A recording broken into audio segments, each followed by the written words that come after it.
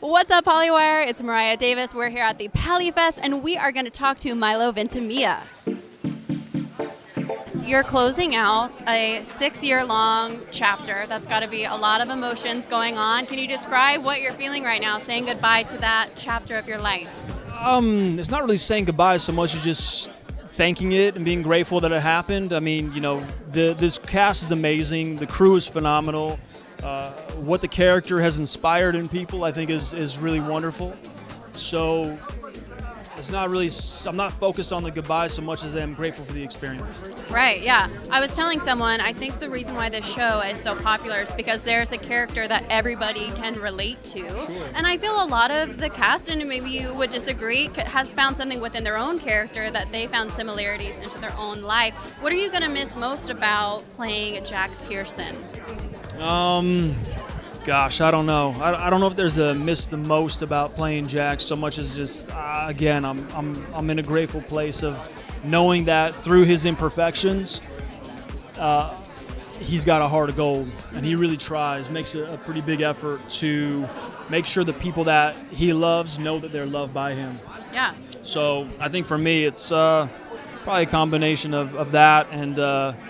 The facial hair, who knows? Facial hair, nice. Yeah. It looks good right now. You've got a good amount. To be honest, I'm trying to grow it back. I'm pushing as hard as I can right now to get my mustache out so I don't have to work completely in a fake beard. Oh, but okay. I know I won't have enough hair, so it's a whole complicated thing. I understand. Yeah. I don't have mine on No, tonight. yeah, it's okay. You can, but another time. Yeah, pop your beard on next time for me. So what's next for you? You have obviously an amazing history and career in acting, but you got to do a little bit of directing during this series. Are you hoping to do a little bit more of that, or what was it like transitioning from in front of the camera to behind the camera? Well, the funny thing is, I've quietly been directing since I was 25.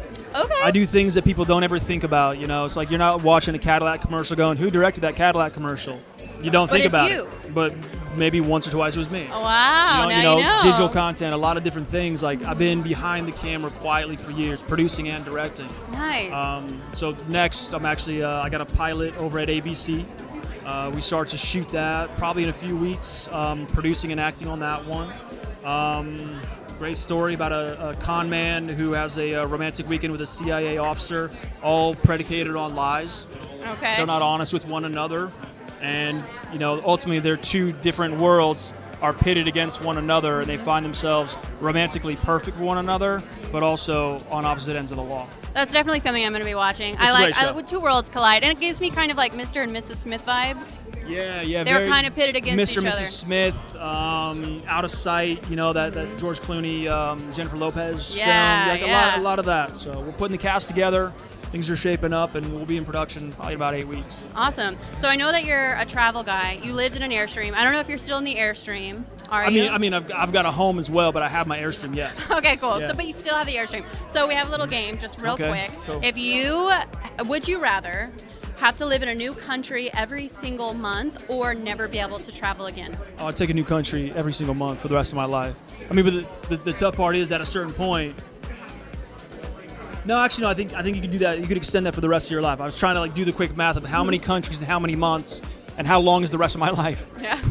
And I'm like, I think we can do it. Yeah, I would absolutely travel. Traveling is, I think, the best thing that people can do to experience other cultures, to accept other cultures.